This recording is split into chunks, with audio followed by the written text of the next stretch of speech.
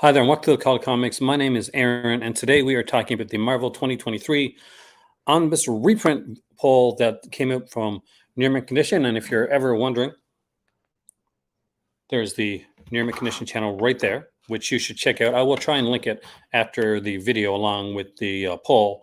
I did find the poll through Crushing Crisis to find the actual physical poll, so we'll be going over both of that. Before I start the video, though, one thing I want to do is give a special shout out to a donator from our last video. Who this video is actually, it is done in honor of Dustin Lewis, who gave a donation for our last video. So Dustin, when you see this, and hopefully you do see this, thank you so much. This video here is sponsored and done especially with you in mind. So I will see you guys hopefully here live soon.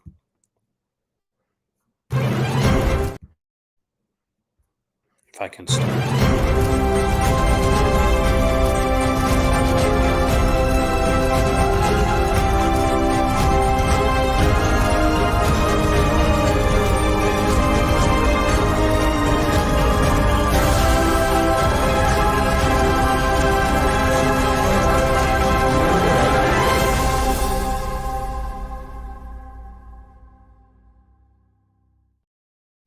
Every year, Omar, the Uncanny Omar from Near Mint Condition, does this poll video.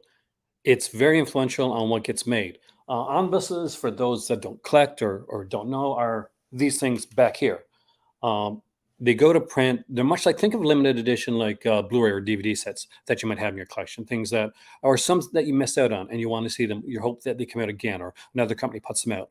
The Omnibus Marvel collections are extremely. Some of them can be extremely limited and time-wise. So if you miss out, you may have to wait up to 10 years or so to get them. So with these reprint collections, with these reprints, what they do is every year he gives Marvel, because he's in contact with Marvel and the guys that do the omnibuses directly. So every year he gives them the top 20.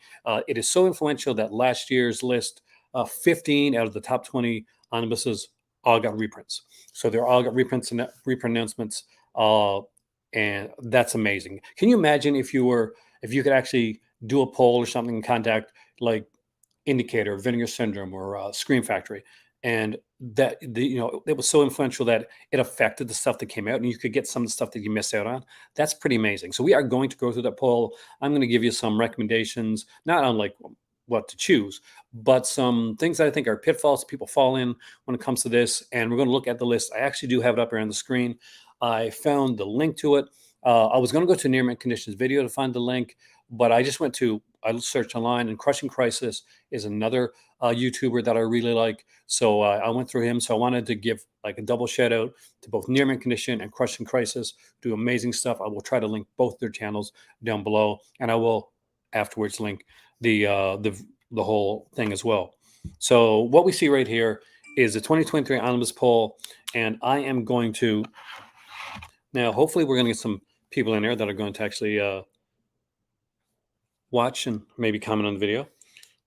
So I'm going to open up my my YouTube, because I'm going to take myself out of the screen for a minute, and we're going to look at these here releases. I'm going to give you some ideas on what comes out and what some of the big ones are. And I will show you a couple out of print omnibuses here as we go through, so you'll get that from me as well. But let's go to the list. So as you can see, the guidelines are Marvel Omnis only. Don't worry, there's a list of them down below. You select 5 books, with the first being the one you want most. So think of it as being done on a point system. So have you ever watched movie timelines and he does the rankings?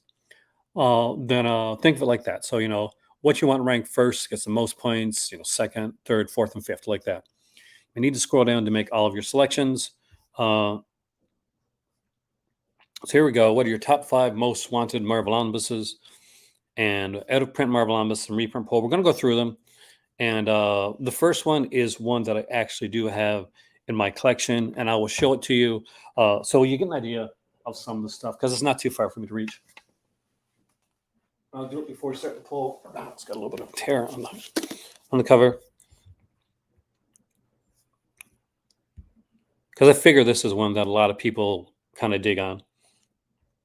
So before we started, right now, this is the Absolute Carnage one. So this was a big crossover that was done. It kind of is a precursor to King in Black. If you read the Marvel stuff, this one was in print for a bit. It went out of print, and I picked it up just before it went out of print. The inside art right there is fantastic. The only thing that, like, is kind of iffy on this one is that although the story is fantastic, and I love all the offshoots, I don't buy all the I don't buy all the event omnibuses, but I'll buy ones that I really like the offshoots and stuff of. Is that when they made this one here, I'll show you some of the artwork on the inside. We're going to the poll in a second, so don't leave. But look at this. Look at this freaking amazing art. Look at that. That is incredible. The mapping wasn't the greatest on this one. So for those that don't collect, when you're doing an event omnibus, sometimes it's mapped out so that they'll put the issue of the event and then any tie-ins right afterwards. Then you get the second issue, then you get the tie-ins and the third, or whatever, right? But with some like Absolute Carnage, and hopefully they'll fix that in the reprint if they do it, is that this put all the issues of Absolute Carnage first and all the tie-ins afterwards. So you'd have to go online and look and see where the tie-ins fit. So when I was reading this, and I did read this. It's a great story, by the way, with fantastic artwork. I think it's Donny Cates. Yeah, Donny Cates, Ryan Stegman. So basically, with this one here, you would have to go online to get the reading order. You could read the 6 issues altogether, get the stories, and then just read the tie-ins afterwards. But I like to do it like in kind of like chronologically when the stories were coming out. It's like New 52, right? We got the Flashpoint. You don't want to look at Flashpoint and say, okay, well, I'm going to do this, but I'm going to do it like in a way that's kind of confusing. So there's a bit of confusion with this one. There's a great story in here, by the way. It's one of the tie-ins, and it's probably my favorite. And it's about this little kid whose parents aren't getting along. They're pretty. It's pretty bad. Their family's segmented, and he lets this like stray dog into his house. What he doesn't realize is that the stray dog is actually a symbiote. And for those that know, this Carnage symbiotes, not like the movie, are super psychotic. And it turns from just a regular Spider-Man like type story, because Spider-Man's not in it, right? It's about this kid, to this complete horror story. It is a horror story about this symbiote inside of this like what looks to be a friendly dog that is slowly it becomes a complete EC horror type of thing, and it is amazing. It is stunning, and you want to read it with the art, Scott. You want to read it in the oversized format. So let's dive back into the reprint list, and we'll go from there.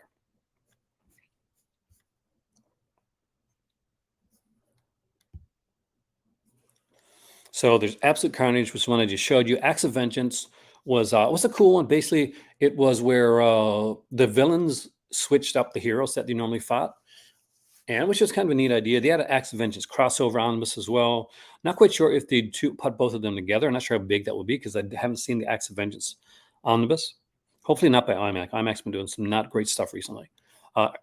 Aliens, Original Years, Omnibus Volume 2. So Volume 1 is still available. Volume 2 has gone out of print.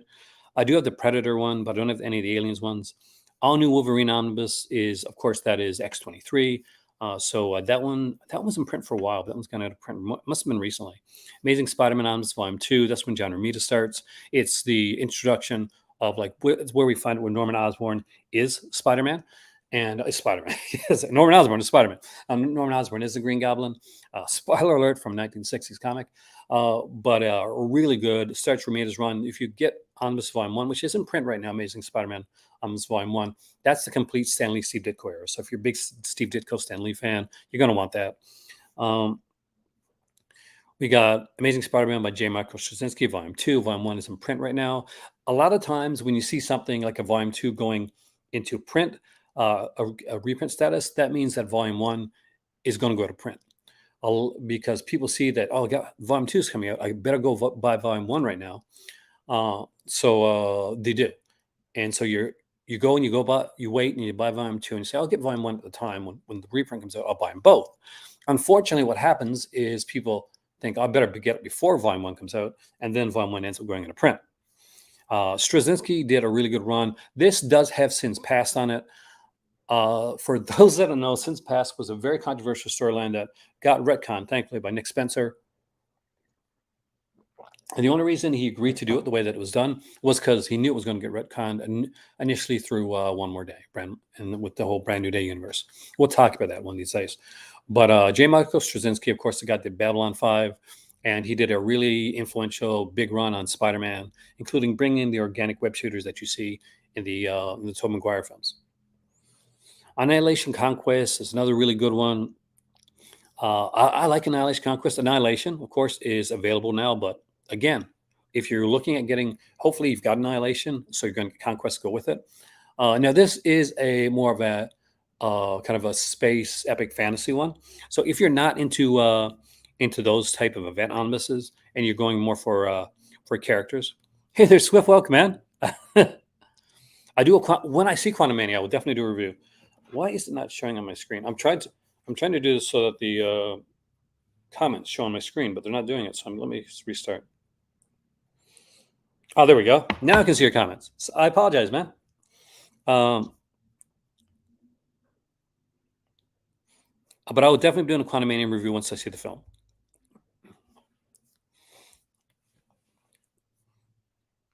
We have Astonishing X-Men, which again is another really cool run on the X-Men. So I got a lot of X-Men books. I don't have Astonishing though. Atlantis Attacks, if you like it, fantastic. But Atlantis Attacks, much like DC's, the whole like War of the Amazons, was really kind of meddling for me. I was kind of iffy on it. I remember back in the day, it's like took over like the annuals for like a year. Avengers by Busiek and Prez against the Volume 2. So I always watch it for that. Avengers by John Byrne. He did a really good run on the Avengers, so that's a decent one. Avengers: The Crossing. Not a lot of people like this one. I know Omar likes it, and I liked it, but we're in the minority. We got Cable and X-Force here, which is a really cool omnibus. Actually, yeah, I definitely dig this. Captain America Volume 1. Now, this is a Silver Age Captain America, so this isn't the Golden Age. Golden Age has its own printing of omnibuses. There's Golden Age Captain America Volume 1 and Volume 2, and they reprint the entirety of the Captain America comics. So the Golden Age. So in the Golden Age, there'd be a Captain America story, and there'd be a story with another character, and a story with another character, and all those were included. But this is like the Silver Age once he brought Captain America back. Volume 2 here as well. Captain America by Ed Brubaker, probably the definitive run on Captain America. Captain America by Dan Jurgens is one of my favorite runs. It's more of an action movie style run. So I feel like the action blockbusters, Dan Jurgens' Captain America is more that. It's not like a spy thriller or Cold War spy thriller. It's more the action movie style, and it's got some great artwork in it. And that one too. Let's see, can I reach out and grab you that one? So yeah, I'll show you that one as well before we go on with the list. This way you're getting an idea of what some of these books are. So let's do that.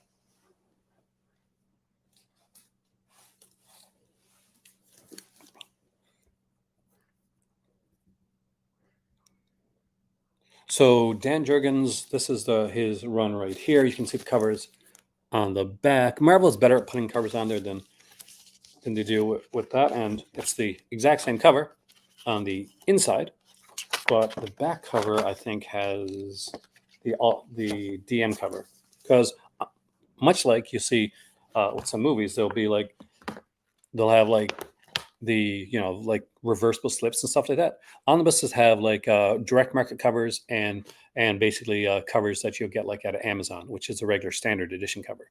So this would have been the direct market cover right here. Look how sexy that is with the Red Skull. So Dan Jurgens is very much a more action-oriented, less of a spy thriller, more of like an action. So if you're an action fan, there's going to be some definitely cool stuff in here. Celebrating, it's actually a pretty good run, because you get like Art Thurber doing some of the artwork on here. A lot of kind of the dynamic run. My favorite run, there's some Bob Layton right there left too. Bob Layton did them. For those that know, Bob Layton was like really influential when it came to Iron Man. Some great Iron Man stuff. But this has some really cool and some different artwork on here as well. There's one story. What's that? because this is unique back from back in the day. They did the annual. I love this cover, by the way. It's definitely a good read. I really enjoyed it. Yeah, there's this like backup. I'm not sure if it's like a who worked on the artwork on that, because there's like a kind of a flashback sequence where the art totally changes.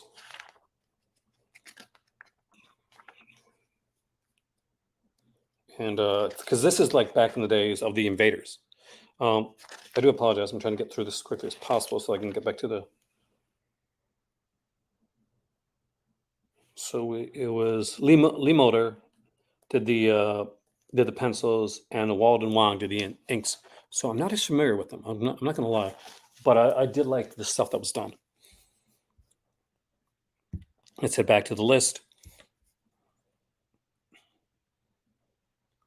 Yeah, he was definitely for the longest time for me. Bob Leighton Swift was like it was the go-to when it came to Iron Man. Now, Captain America by Jack Kirby, I do have that one as well. I won't take that one down right now. But that's the Mad Bomb storyline. Jack Kirby had left Marvel and gone to DC. He came back, and they gave basically he got carte blanche to do what he wanted, to pick a character, like write it, drop, do the whole thing.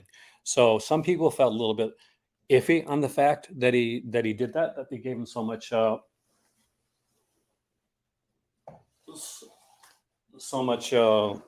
leverage to do what he wanted to, that when it came time for them to do the letters pages for those books, they put a lot of negative anti-Kirby letters in the letters pages. And the early stuff, like Captain America by Jack Kirby, do include the letters pages.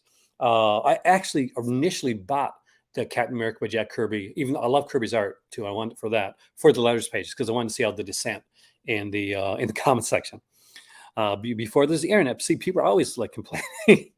Captain America by Mark Waid and Ron Garney. You're going to get some really good stuff, artwork on there. Ron Garney's good when it comes to that. So definitely some 90s style art. If you're not a 90s style art fan, may not hit you as well, but for me, that definitely will. Carnage Omnibus, that has a lot of Carnage, like kind of solo stories and stuff in there. Doesn't have Maximum Carnage. That is in a totally different omnibus, actually, called Spider-Man versus Venom. We got Cloak and Dagger, Volume 1. There's 2 volumes altogether for Cloak and Dagger, at this point at least. Daredevil Omnibus, Volume 1. Daredevil by Michael Bendis, Volume 1 and Volume 2. Daredevil by Brubaker, Volume 2. The Charles Soule Daredevil run is on here. Frank Miller Daredevil run. Shadowlands Daredevil's on here. And here's where I'm going to say one thing right now. Grunwald, whether it's sort of Mark Grunwald, he hasn't got his own.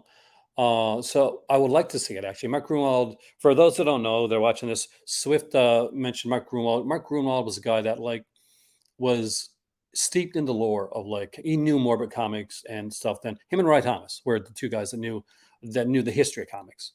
And when they decided to make they have characters that were kind of based on Mark Grunwald. That's the reason that we got things like the Marvel when they put out those Marvel updates and stuff like that. But yeah, so every year Swift, they also do like a poll for new as well. And so mention Mark Grunwald when that comes out, because I know there's somebody that does that. I'll check on that for you, actually.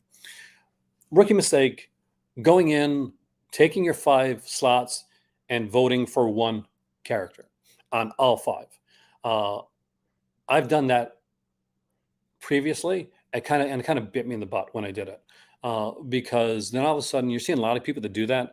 So you get a lot of people that run Daredevil, and they'll go Daredevil 1, 2, 3, 4, and 5, and that's all they got on their slot. So nothing else is, and if enough people do that, then a lot of the more obscure stuff, the stuff that's really hard to get, won't get reprinted.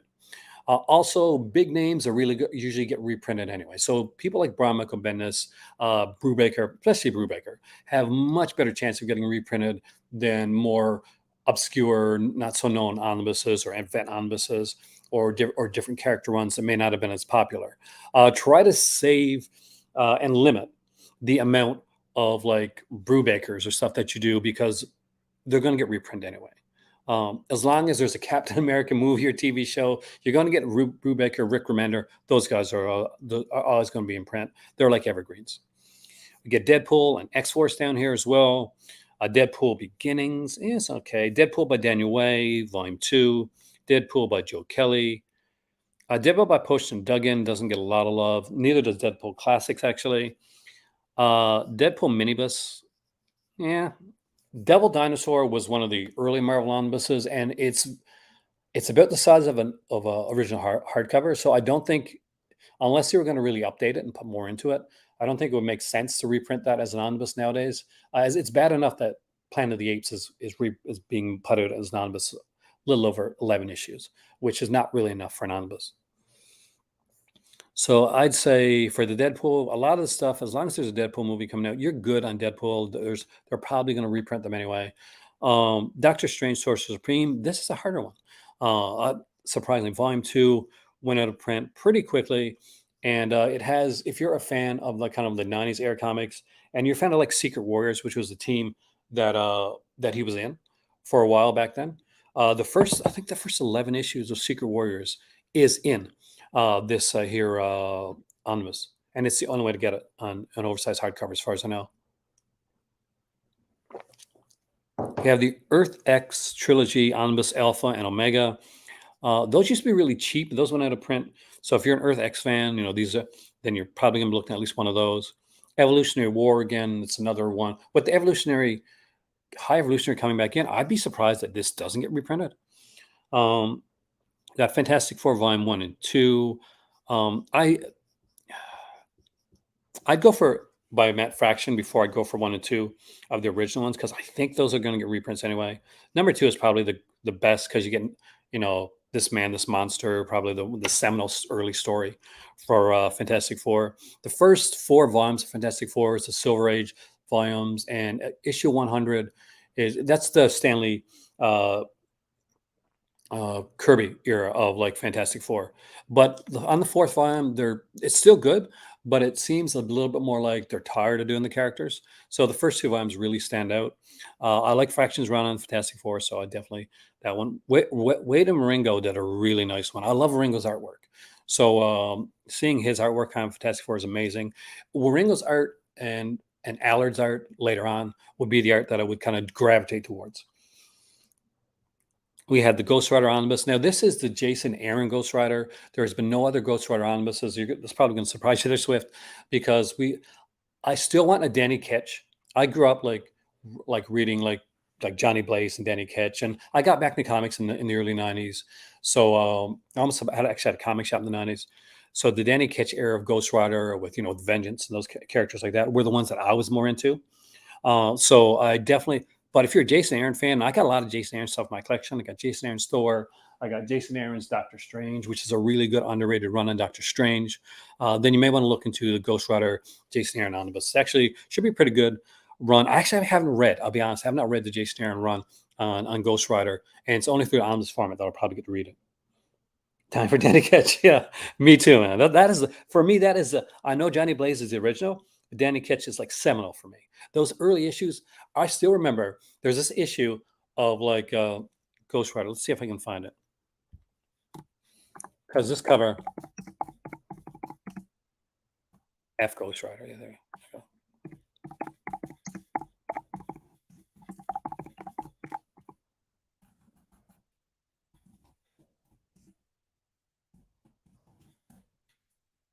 It's just one of those covers that really, really got me.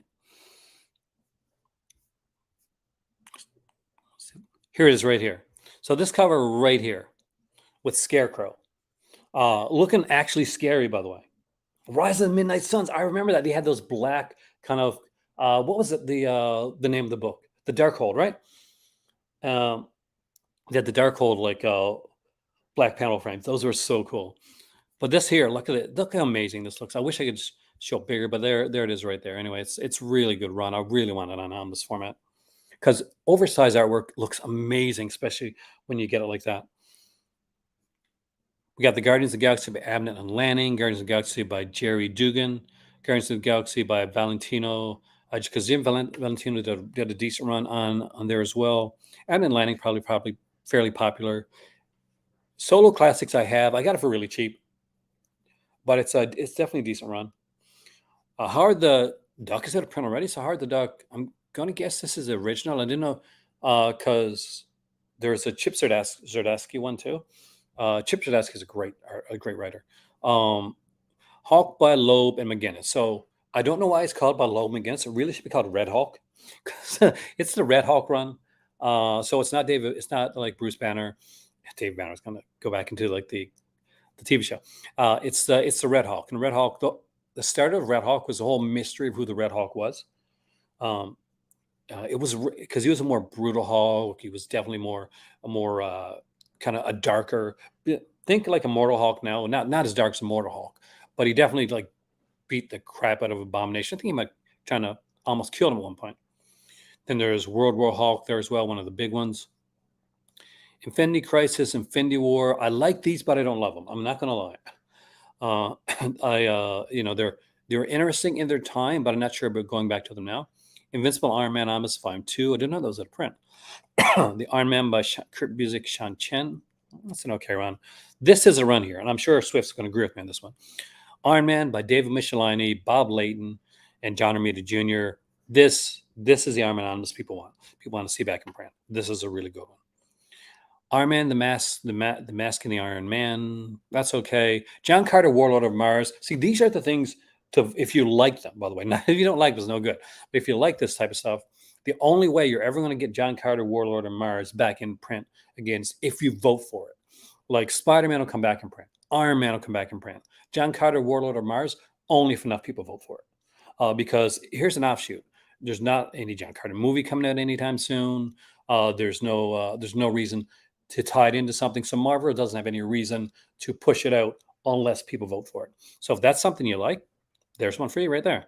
Loki Journey into Mystery. So that's a pretty good one. It's like basically solo Loki stories. Marvel's 75th anniversary. I don't see a lot of people vote for this one, but Marvel's 75th Omnibus as well. Dark Reign. Nice. That'll be cool. That's when we get to the Dark Reign, Dark Avengers stuff. Marvel Cinematic Universe Omnibus. I ain't voting for that. One that I did put on my list, so I'll give you a little bit of heads up here. Marvel Horror Omnibus. They did too. Marvel Horror lives at that print too. Okay. But the Marvel Horror one, the initial one, was really good. If you're a horror fan, I definitely recommend it. Let's just take a little quick dive into what they had into the Marvel Horror Omnibus, because it was a really good one.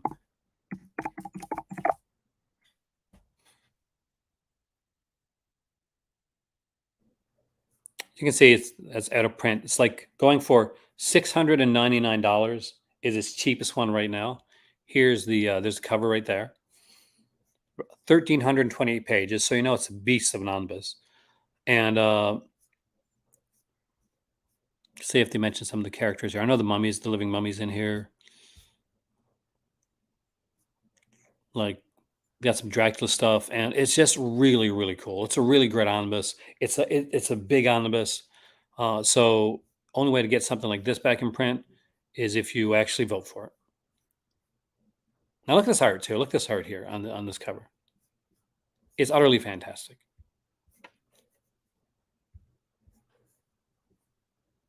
Got Marvel Horror Lives, which was this follow-up omnibus to there as well. There's some, I think Monster of Frankenstein. There is some Monster of Frankenstein. I want to see exactly what's in here. Or comic issues. Let's go to here, because maybe they'll let us know exactly what's in there. So read if you dare. Collecting Strange Tales 169, 174, 176 to 177. Supernatural Thrillers 5, 7 to 15. Astonishing Tales 21 to 24. Dead of Night 11. Marvel Spotlight 26. Marvel Chillers 1 and 2. Marvel Team Up 24. Werewolf by Night issues 39 to 41. There is a Werewolf by Night on this, by the way. Marvel 2 and 1, 11, 18, 33, 41, 95. Doctor Strange, number 48. Incredible Hulk goes on down through, but it has Adventures of the Zombie, Brother Voodoo, The Living Mummy, The Living Colossus, The Golem, Gabrielle the Devil Hunter, the original Scarecrow, and Mordred the Mystic, including Hair-Rising Encounters with Werewolf by Night, Doctor Strange, The Hulk, The Thing, The Avengers, and more. So a whole ton of stuff on there. There's a Marvel Horror Lives. I think there's Lilith and other characters in that one as well. Marvel Knights one's never been a really popular one. Marvel Knights is basically another Daredevil omnibus, is what it is. It should be called Marvel Knights Daredevil by Joe Quesada, because that's what it is. Marvel Monster Busters, the monster stories back from the early days, put into 2 volumes. Marvel Now, Marvel Universe by John Byrne, Volume 2, Marvel Universe by Rob Liefeld. Mighty Thor, again, we're getting back to the Silver Age stuff. I don't think Monster Frankenstein's been put out as an omnibus. There's another one to vote for, Swift, by the way, for the new omnibus, and we'll check on that one as well. So 1, 2, and 3, Mighty Thor by Walt Simonson. Omnibus is here. This is considered one of the definitive runs. Jason Aaron's my definitive run. Simonson's my second definitive run, but they do have modern colorization for this one. Just if you're like a stickler for like having original colors, they do new colors for this one here. So if you do vote for that one, just make sure you put in the fact that you would like the original colors if you want them. Original Miss Marvel omnibus is here as well. Muppet Babies, I don't see that. Or the Muppets, I don't see either one of these ever getting another reprint. If they do, I'll be very surprised. Namor the Submariner by John Byrne and Jay Lee. That was actually a really good run. If you're lucky, that one's about $125 now to pick up on a cheap one. New Avengers, love New Avengers. So we got on this volume 1 here. Official Handbook of the Marvel Universe. Speaking of Mark Grunwald, is here, and the update. I guess they're both out of print as well. The Oz omnibus. For a while, if you live in the United States, you could get the Oz and the Muppet omnibus. It's fairly cheap at some places. Now, here's where we get some Punisher stuff. A lot of Punishers out of print. Again, remember, vote for one of a character. Don't vote for 2 or 3, because if they're popular enough, they're going to come back anyway. Punisher by Garth Ennis is here. Back to the War. That's more the kind of the original stuff. Punisher by Garth Ennis. Volume 1, the Max series by Garth Ennis, Max Volume 2. Punisher Max by Jason Aaron is here. Punisher by Rick Remender is here as well. So a lot of Punisher here. Yeah, it does. It's such a nice thing. The only time I've seen them do recoloring Swift where I've actually found it to be extremely well done is when they did the Swamp Thing Absolutes. I thought those were really well done. We got a omnibus for the original Runaway series, which was an amazing story. I remember reading that. That had such a great twist. Secret Invasion. Some people didn't like Secret Invasion. I love Secret Invasion. And next up is Secret Wars 2. Now, this is a beast of an omnibus, but I will take it down and show you guys, because this one here is another event omnibus, but an event omnibus that I think was done right. So if you're a fan, you're probably going to dig this. This one is long out of print and has been hard to get for a long time.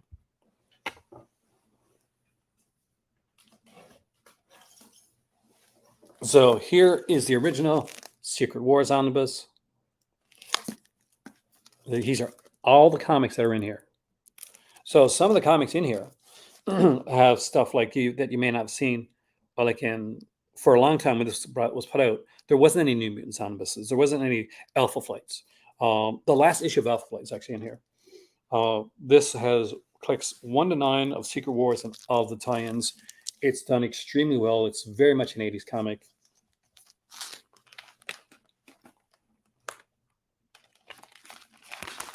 And back then, they had just these silver kind of faux leather covers that I didn't really like that much. So I'm hopefully if they do it again, they'll reprint it with an actual picture on the cover.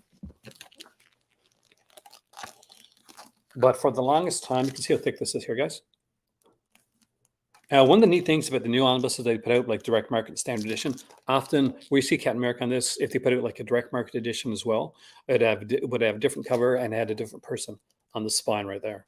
So that is a bit of a big one. People want to stop and look at that later on when it's not live. Fantastic Four Quasar. I don't think there's any Quasar in oversized, but there is in this book. Okay, let's get back to it. It is a monster of a book, man. It's not my biggest, though. I think my biggest is probably Hellblazer by DC. Garth Ennis' Hellblazer is a monster of a book. So we got Secret Wars 2, Sensational She-Hulk by John Byrne, which would be really good if they reprinted this, because it's a really great story. I love Sensational She-Hulk. There's got to be at least 50 in that, yeah, for sure. But the original omnibus that came out had some binding issues.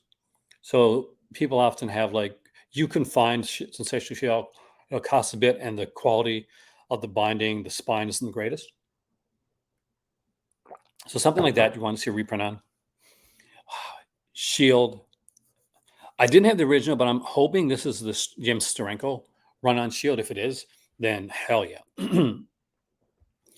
Spider Gwen, I have this one as well. I'll actually take that one out because I had not read much Spider Gwen before. And Spider Gwen is one of those where they put out like the original cover and 2 direct market covers. So I got one of the direct market covers for Spider Gwen. Fourth wall breaking. Yeah, that's when this fourth wall breaking started, man. So this is the homage to, of course, Todd McFarlane's Spider-Man. And on the lots of the modern ones, they don't put the issues there; they just put like stuff. But this is such a good book, and the artwork in here is fantastic. I will eventually be doing some omnibus like overviews and reviews. But this here has, by the way, and it collects Edge of the Spider-Verse issue 2, the first appearance, Spider-Gwen 1 to 5, and then the Spider, which was a miniseries, and Spider-Gwen series 1 to 34, Spider-Gwen Annual 1, All New Wolverine Annual 1, Spider-Women Alpha and Omega, Silk 7 and 8, Spider-Woman the 2015 series 6 and 7, Spider-Man 2016 series 12 to 14, and after this there's another one called Ghost Spider, which is what her character's name is changed to. And there is an omnibus of that coming out actually very soon. It's one of the ones that I got that I have now pre-ordered. I apologize if you guys don't like me going back and forth. Let me know if you don't. Like, I just want to let you guys see some of the stuff so that you know exactly what's there. We got Spider-Man by John Byrne, Spider-Man by Michelini and Larson. I'm voting for this one. This is the one I don't think will get a reprint if we don't vote for it. Eric Larson went on to do Savage Dragon, would be the guy that took over after Todd McFarlane left Spider-Man. So his run was really good. He had a lot of really good stuff. And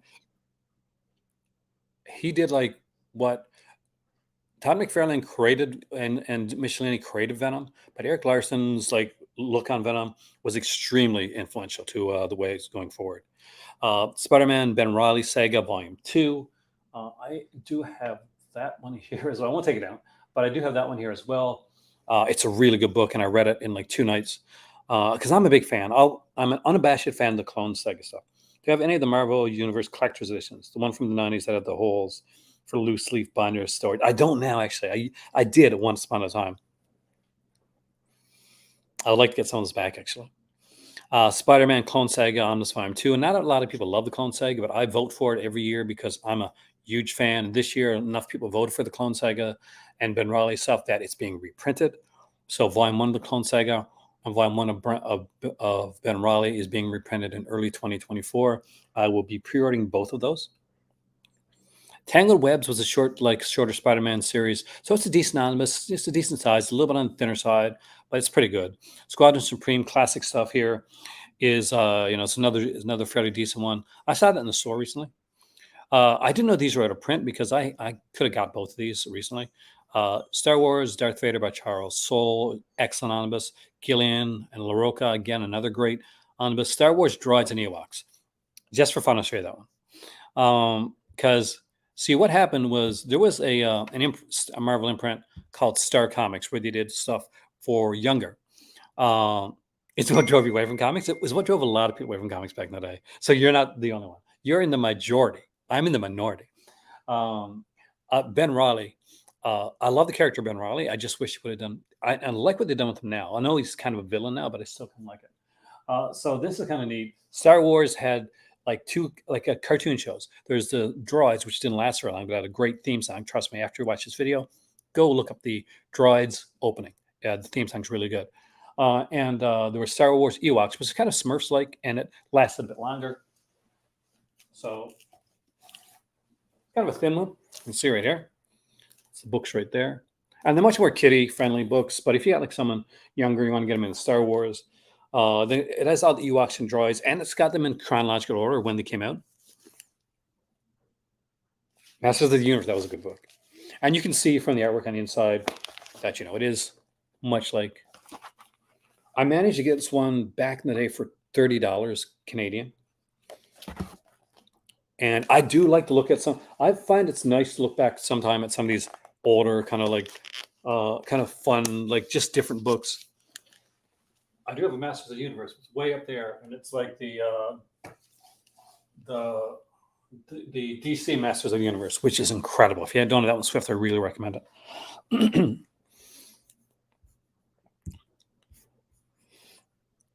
I guess right now I should say, if you're here and you like this video, please hit the like button, share if you want to, subscribe, and it's down below anyway. If you want to shoot super chat or donate, it's much appreciated, especially recently where we've had a little bit of issue with monetization. But either way, the most important thing is you're coming in and watching the video, because I appreciate everyone you guys that come in and watch and comment, because that's the main thing. Star Wars by Star Wars Canon Omnibus. I don't know this one. Star Wars Omnibus Volume 1. So this is the original Marvel years, by the way, 2 and 3. So those are all out of print. There's a UK, Star Wars UK. It's probably here as well. It's probably a print.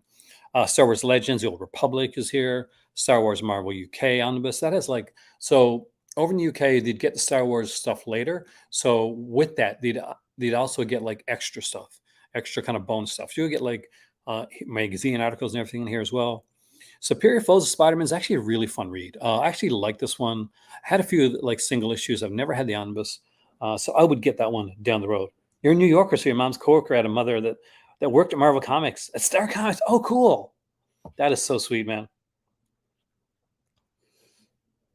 I love Star Comics. It was such a good imprint. It did stuff for a lot of younger people. That's where Spider-Ham got his own comic at. Peter Porker, the Spectacular Spider-Ham, which people know because the Spider-Verse. But initially, that's Star Comic fans we knew. Planet Terry has never gotten an oversized. We just got a regular graphic novel. Planet Terry. Don't know if you remember Planet Terry. That's also one. Thor: Heroes Return on Volume 2. I want this so bad. I've got the first one. So what happened is they did a Heroes kind of Reborn, where they took all these characters outside the Marvel universe. It was right after Onslaught. So they did an X-Men kind of Avengers crossover called Onslaught. And they had this mysterious villain named Onslaught. And in order to save the main heroes, Franklin Richards puts them into their own pocket universe. And so you get a reinvention of characters like Fantastic Four, and you get a reinvention of characters like Thor. But after a year or so, they come back. For that year, they were being done by image creators. Guys like Rob Liefeld, who worked on Captain America. You see, there's a picture. There's a famous picture of Captain America with a gigantic like barrel chest that people tend to make fun of when they make fun of Rob Liefeld. I do like Rob Liefeld's art, so I can't say I can make fun of him. But Thor: Heroes Reborn returns when he came back. So the first, he has a new identity when he comes back. And in Volume 2, we get Eric Masterson, who does the character of Thunderstrike. And I really want the Thunderstrike stuff. So I really want this reprinted. So I may have to vote on this one. Thunderbolts Omnibus Volume 1. Again, Thunderbolts was one of those comics that came out like after Heroes, after the Onslaught, because basically the Avengers weren't there anymore. So they needed a new team, and this new team came out. And at the end of the first issue, there's a huge twist, which I won't give away, even though everybody probably knows it. Though I think this might get a reprint anyway because the movie's coming out. So Timely's Greatest, the Golden Age Submariner Post-War Years Omnibus by Bill Everett. These tend to be very expensive because they're very, like the remaster of older comics is more pricey. So the Submariner Omnibus, the pre-war years by Bill Everett, the post-war and the pre-war. Now here's the ones that I want. Swift, look, this is what I'm talking about. Tomb of Dracula. It's all out of print. Volume 1, Volume 2, and Volume 3. I'm putting at least Volume 1 on my list because I want Tomb of Dracula in my shelf. I want all the Tomb of Dracula. I love the comic book Tomb of Dracula. That's where Blade was introduced. It's where we got Abraham Van Helsing with his wheelchair that shot out stakes. It was really, really cool, guys. And I think the third volume has the Tomb of Dracula magazine, because there was a black and white, more adult-centric magazine done back then. We could do more blood and gore in it, because much like the Creepy and Eerie stuff. So there's 3 volumes altogether. All 3 are to print. If you can speak French and you're in Paris, then you're set, because I think at least Volume 3 is in print there. but the English volumes have been in print for a long, long time. The only way we're ever going to get these back again is if we vote for them. Please, if you're watching this and you're a fan of comics and you're a fan of horror, the Tomb of Dracula stuff is really, really, really, really good. Definitely try and put at least one Tomb of Dracula on your vote. Do it for me. Ultimate Comics Avengers is here. Not the Ultimates, which is different. The Ultimates is kind of their own thing, but Ultimate Comics Avengers. Ultimate Death of Spider-Man, that's another big one. I remember buying this issue when it came out. I was so mad that they were killing off the character Peter Parker Spider-Man, introducing this Miles Morales guy. I was like, who is this Miles Morales guy going to be in? I love Miles Morales now. I got the game, but back then I was really unsure. Uncanny Avengers is here. Uncanny X-Force, that's a good run. On X-Force right there. It's a great run on X-Force. Uncanny X-Men, Volume 2 and Volume 3. I really don't think anybody needs to vote for those because I think they're going to reprint them anyway. This is, Uncanny X-Men Volume 2. That's the Phoenix Saga, guys. And, and we get like Days of Future Past. So I don't think is ever going to be a print for very long. They'll reprint this anyway. Same with Volume 3. I have all of them there. Omnibus Volume 2 and 3. I thought one was out of print too, but I guess not. But these are really good. They're Venom, like kind of his mini series that he had throughout the years, because they never really, till later on, would give Venom an actual series. So Omnibus Volume 2 and 3. And then they go jump straight to Omnibus by Donny Cates and Ryan Stegman. But yeah, it's good. War of the Kings Aftermath is here. War of the Kings Prelude is here, but not War of the Kings because that's still in print. Here's one too, Werewolf by Night. If you like the horror comics, again, Werewolf by Night right here. The entire Werewolf by Night is in omnibus format, really cool. It hasn't had a reprint in years. Let's just see when it came out initially, because I'm actually kind of curious. When do we get Werewolf by Night? I think it was a few years back. I thought that they would redo it because of the TV show, but the TV movie, but they didn't. No, not you. Let's look at Goodreads.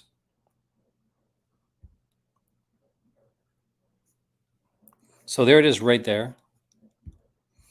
Jerry Conway, Len Wein, Marv Wolfman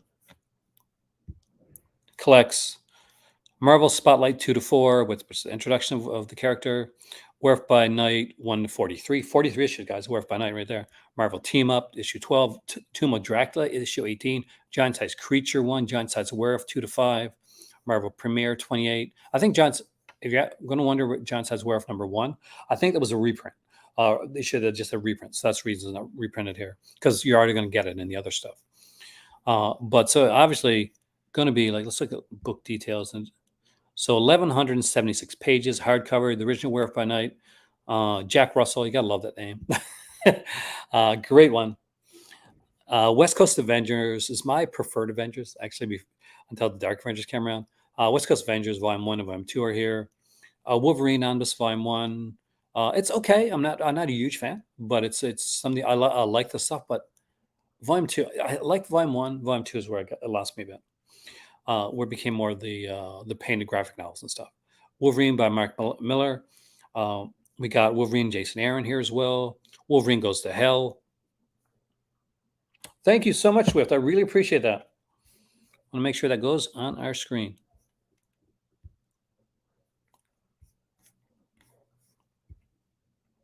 Star Comics, Epic Comics put out so many genres. They did. Superhero, horror, Hellraiser, and Freddy. Do you remember the 2 issues that they put out of Nightmare on Elm Street, the 2 Freddy Krueger comics that were so good? Sci-Fi, Star Wars, RoboCop. I'm a huge Conan fan. I've got some of the Conan omnibus. I'll show them here. You can't reprint them, Swift, because Titan Comics now has the rights to Conan, but Titan are putting out Conan comics as well, Conan omnibus as well, and I'll show you that afterwards. Drama War, the Nam was really good. G.I. Joe, also really good. I think in the Punisher Goes to War, they might have some Nam comics there. Moving up.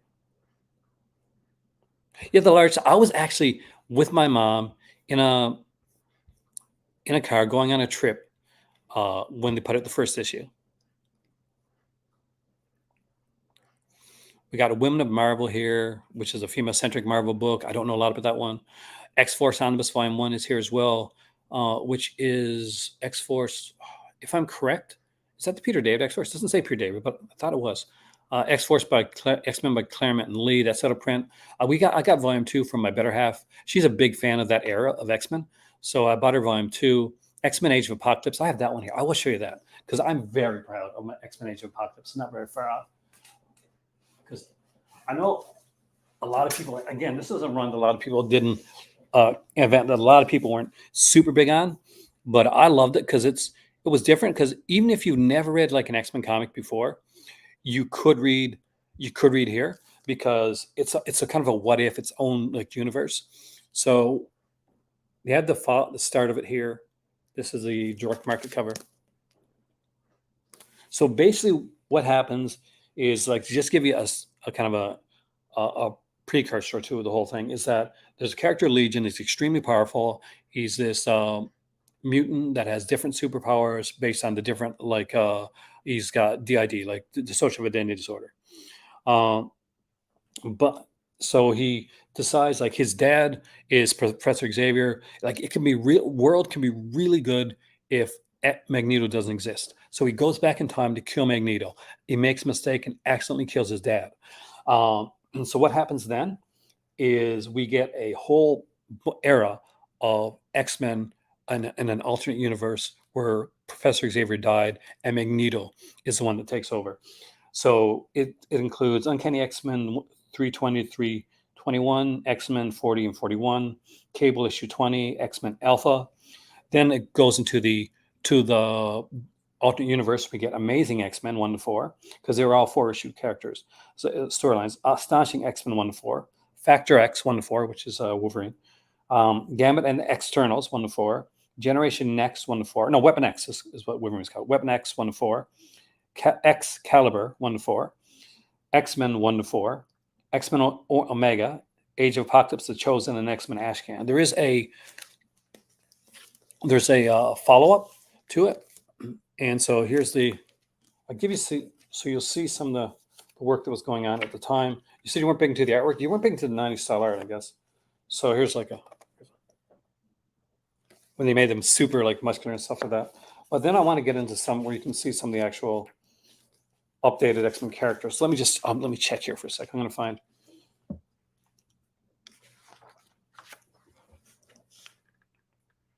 Like Steve Scroce was doing the pencils on this. So that is the modern day Cable right there. Not the Cable from the alternate universe, who I liked a lot more than Cable actually. And he was so popular that for a while he did have an ongoing series. The Weapon X stuff was done by Adam Kubert. I was a huge Adam Kubert fan. Larry Hamill was writing it. He was one of the big guys for writing. You didn't see a lot of like non-X-Men characters in the Age of Apocalypse. I think maybe in X-Men Unlimited you might have seen a few. It's been a while since I read it because I haven't read it since I rebought it. Like Generation X was a popular comic at the time. So there's a Generation Next right there, and the artwork was for Generation Next was done by God. I used to know this off by heart. Buckingham did the art, I think. And Buckingham had kind of an indie art style, so you get stuff like artwork like this that you normally only get on like Vertigo like issues at the time from DC. But anyway, that's like one of the other ones that was put out there.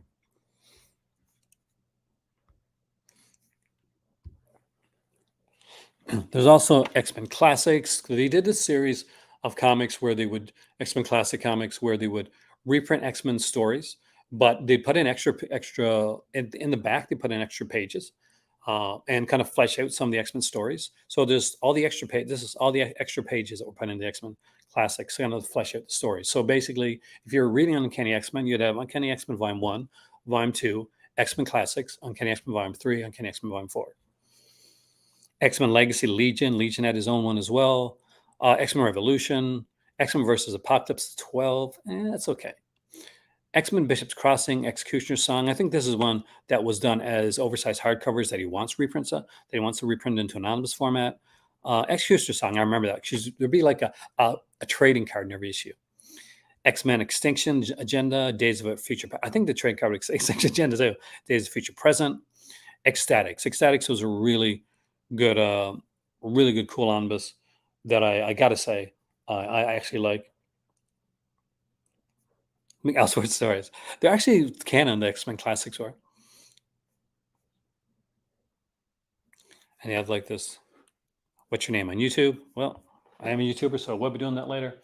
And I will show you a couple of the things here but before I do that, I want to let you know that I'm going to put it into the comment section, and I'm going to put it into the section right here. So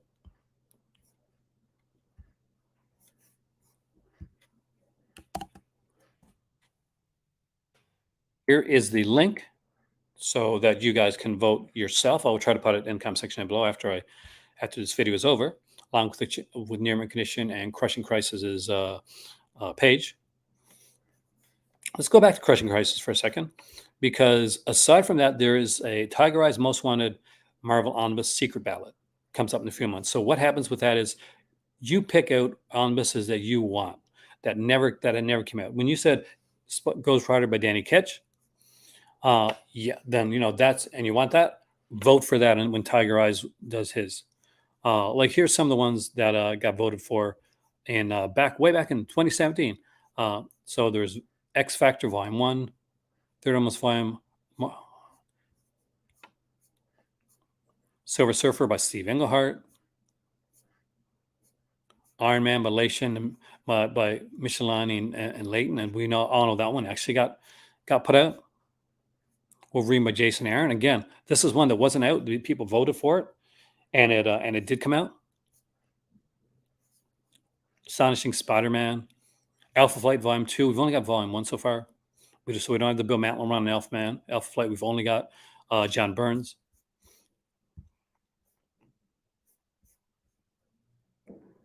And I also want to see if I can do it here. Put a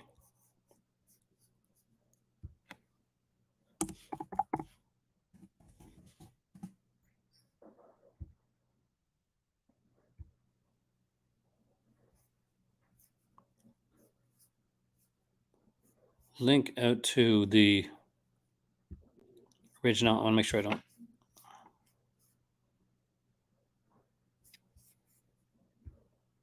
So let's copy the link.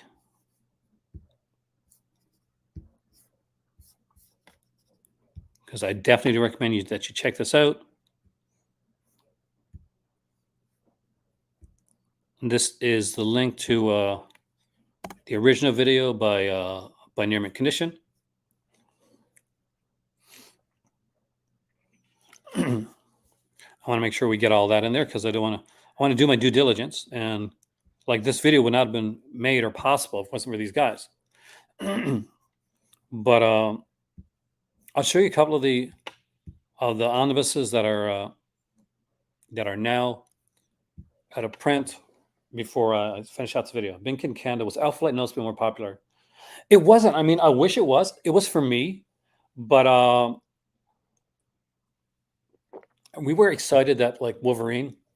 We had a character called Captain Canuck that was done by.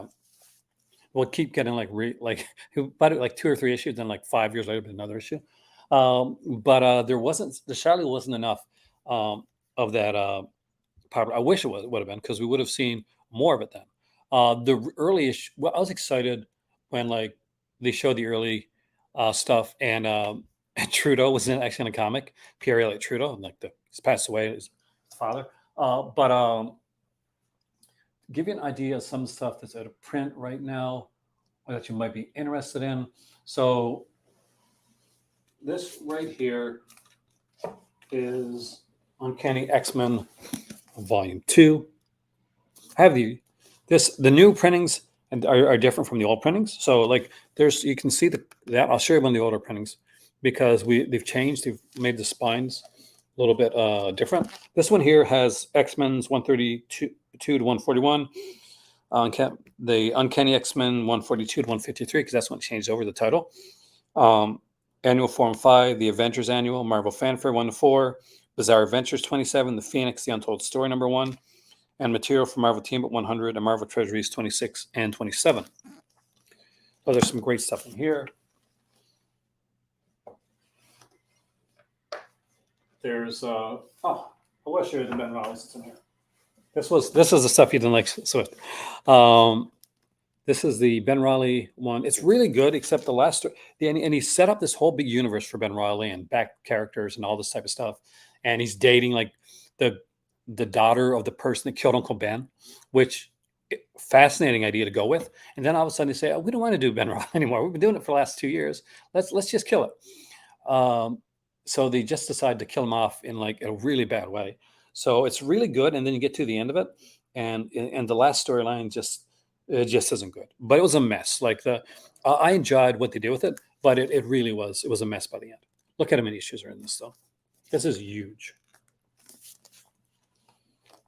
And there is some great art. I did love Ben Riley's Spider-Man costume. This was his Spider-Man costume right here. I did think he had a really good costume of Spider-Man. Here's a comic it's almost not a print that I do recommend. That I thought was really good, and I think Swift, especially, I think you'll like this especially, is Cosmic Ghost Rider. If you don't know who Cosmic Ghost Rider is, I won't give away his identity because it was a bit of a mystery when it started. But it is pretty cool. It's pretty cool. Let me just see if there's artwork on the inside. Let's see some art here. It's done differently, kind of. I think the direct market cover has Cosmic Ghost Rider with baby Thanos, because it becomes almost like a lone wolf and cub thing where he has like Thanos as a baby. See, initially, what they planned to do was, and see, to me, I kind of wanted them to go with it, because if they would have went with Ben Riley, being Peter Parker, finding out later on that he wasn't Parker, the neat thing about it would have been that they could have had Peter, stay Peter, get married to Mary Jane, semi-retire, have the kid, and let Peter grow up. One of the biggest mistakes Joe Quesada ever made was thinking that viewers didn't want Peter to grow up. That was completely wrong. We were following through. Peter getting married and getting older was a Joe Quesada hated thing. It wasn't like fans didn't mind. I would have loved to have seen. There's an imprint, you're going to know it, M2, where they did like a universe where Peter had a daughter, Mayday Parker, and she becomes superhero, becomes Spider-Girl. Really good comics, by the way. So I would have liked to see them go on with that, and maybe have like Ben Riley decide that he's going to stay Ben Riley and not be Spider-Man, but maybe become Scarlet Spider. And then like Peter Parker could become Spider-Man again. It should have been like a smaller storyline. It shouldn't have went on for years. It should have been like a short storyline. And Ben Riley would have stayed the Scarlet Spider, which is kind of a cool costume. He could have changed it over the years. And then they would have had like Peter Parker being Spider-Man, and could have done both of their comics.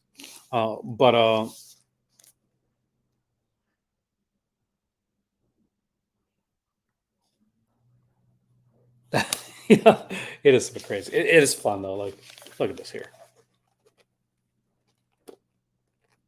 Once you find out who he is too, like, because he is a character in the Marvel Universe, like he is like an alternate universe character within the Marvel Universe, who's he's gone insane. Top 3 graphic novels of all time. Oh my god, that is so hard. And all my graphics aren't here. I remember I really liked Captain America White back in the day. I really liked Captain Marvel back in the day too. But I don't know if I'd put either one in my top 3. I'll come back to that. I'll do a video where I talk about that. That's a really good question, Pilot. Because for me, it's not. I know that one of them was going to be Superman, Secret Identity by Kurt Busiek. That's one of my top favorites. Like 100%. Like when it comes to that type of stuff, because it's a one and done story. It's really good. It's a different take on Superman. One that'll never be in my list is any of the Dark Knight Returns stuff. I was never a huge fan of like. I actually didn't. People like praise like Frank Miller for making a darker Batman, but Batman was darker anyway. So I really don't think, for me, Frank Miller didn't do it. He did a great job with the reinvention of like of Daredevil. I loved his Daredevil stuff, and I loved Ann Nocenti's when Ann Nocenti took over after Frank Miller left. I think it's an underrated run. But as far as I can think now, Secret Identity for sure, and I'd have to think about it. But I because there's so many graphic novels like in my collection that I love. That's the killer part. I'm trying to see if there's anyone's there that I do recommend if you're a fan, by the way, of like the Conan era stuff, that you get these before they go to print because they can't reprint these. So this is Savage Sword of Conan right here.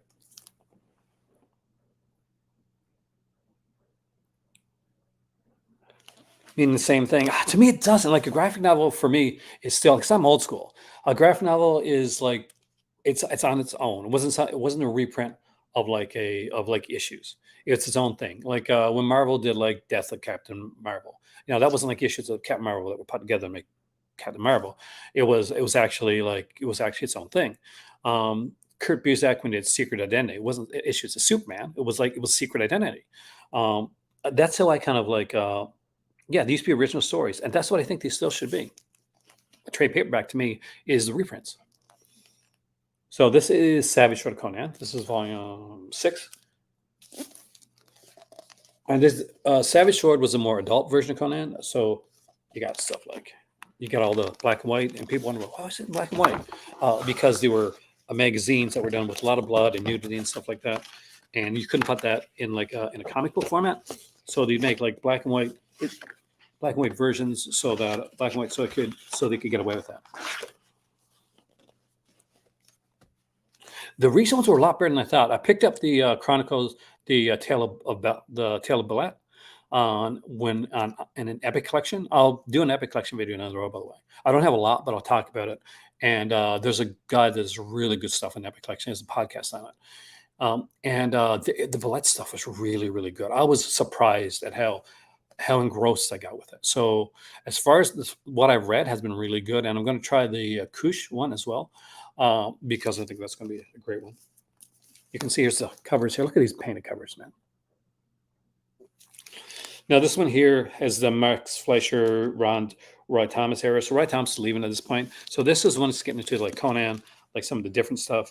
Roy Thomas era is usually considered the best. But look at this here. Look at this amazing art.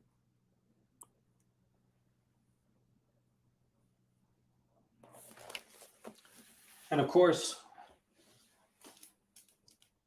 not only was there Savage, but there was also the Marvel color stuff, which was Conan the Barbarian. This is the biggest Conan the Barbarian volume, I think, volume 5, because it includes a what if and includes like a graphic, an actual trade paperback as well.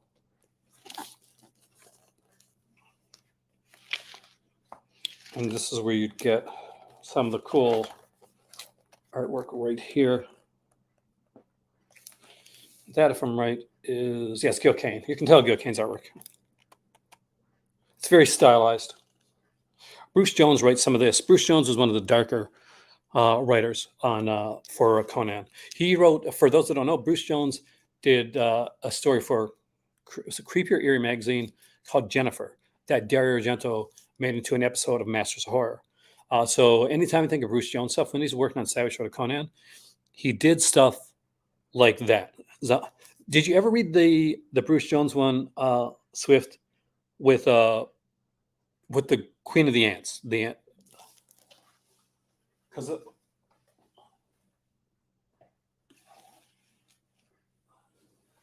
here's how it goes. So Conan and this girl goes to find this woman who's been like, I think the daughter, Conan and the daughter go to find the mother. And she had married the king and left the king to go with someone else. At first, they think like these ant people kind of like took her, but she's literally become the queen of these ant people. And all these people have disappeared. All like villagers and stuff have disappeared, and they've gone. They haven't seen them again. So Conan goes after them, and all these villagers are coming like zombified towards them. And he doesn't want. He's trying not to kill them, but it's Conan, right? He's going to screw that survival. So he chops the head off of one of them, and to his horror, he realizes that they're dead anyway, and it's a pile of ants on the inside of these people like piloting the empty husks of these once alive people. Damn. My favorite comic character is probably, it was probably Spider-Man when I was growing up. I was a huge Spider-Man fan. I read a ton of Spider-Man. So for Marvel back then it was Spider-Man definitely. I read a lot of Spider-Man for DC. Um, I was a huge Batman fan, but I was also a huge Superman fan as well. But I think I kind of lean more towards Batman, especially if you're looking at like the 70s, 80s era Batman when he became like the Dark Knight detective, as opposed to the Batman that did kind of like, oh, I'm going to go up in space type of thing. It is a cool concept, man. I definitely recommend that you read it. I think it's in volume 5. Let's see, because I have it here. Yeah, it's volume 5 of the Savage Sword. That has it. That's the cover for volume 5. So if you can get volume 5, it's right here. Let me see if I can find it, because it is such a good story. I actually had, and I do have some the old style Marvel, no, Dark Horse editions of these phone book editions, and I had one that kind of crossed over with volume 5, but I gave it to my cousin Raj because we're both huge Conan fans. We play Conan, the game on online. Here it is right here. I want to see if I can see the picture because it is so cool. Well, Conan fought zombies at different times, so that's pretty gross. So,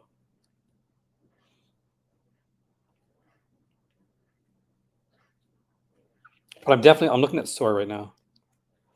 By the way, if you got like younger kids, I know the Savage Show Conan has a lot of violence and nudity. I read it when I was a kid, so it was not a big deal for me. But just if you're a parent, just know that.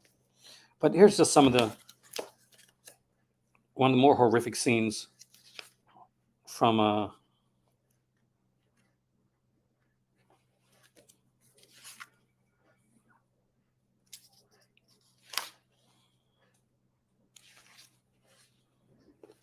here it is right here.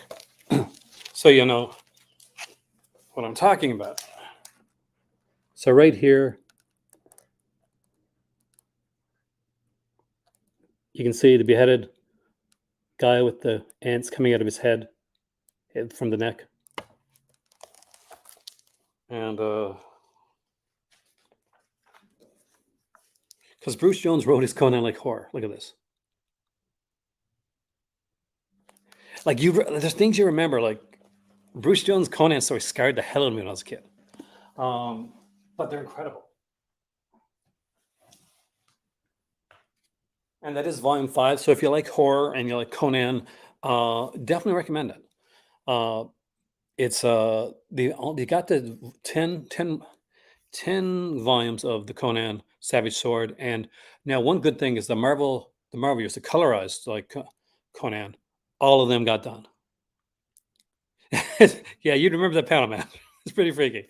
So I'm going to Amazon.com for a second. I'll show you guys what I mean. Some people wonder why I go to Amazon.com instead of Amazon.ca. I don't like to sign in.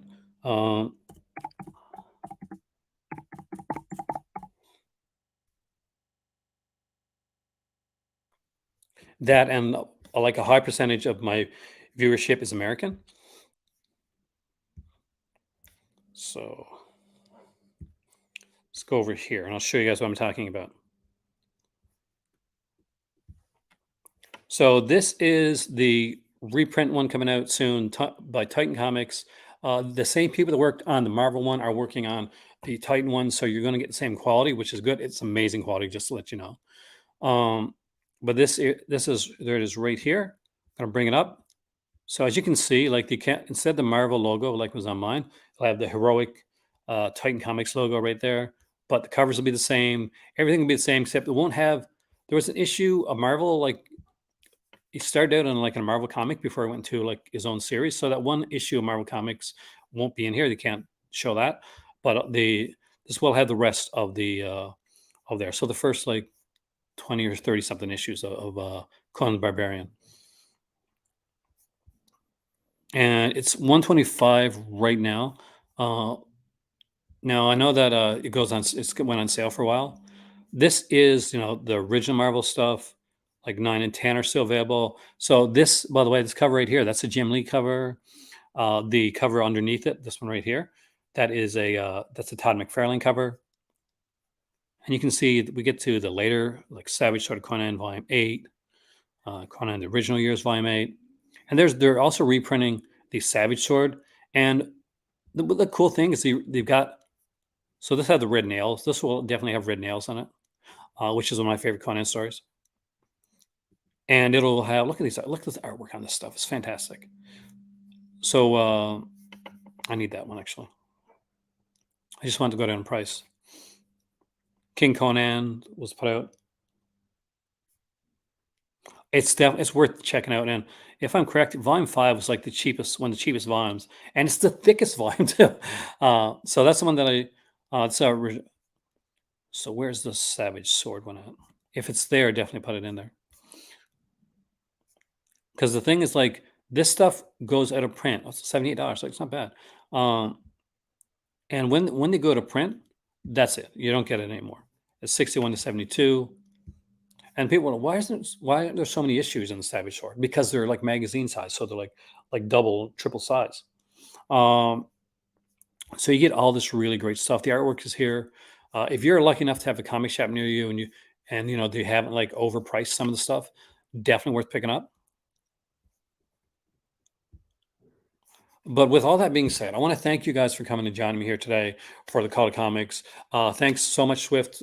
The next video will be dedicated to you, because that's what we're doing now. This video got dedicated to Dustin Lewis, who did the donation on our last video. I didn't find out until after the video. My next video will be the Cult of Cinema collection video, which I'll donate to, which I will have like give a shout out to Swift again for that. And I want to thank him so much for that. I want to thank everybody that came in. Thank you so much, Rockman. And hopefully I'll see you here tonight for the Cult of Cinema video. I'll do that one a bit later. But guys, have a fantastic night, and I'll see you soon right here in the Cult of Comics and Cult of Cinema.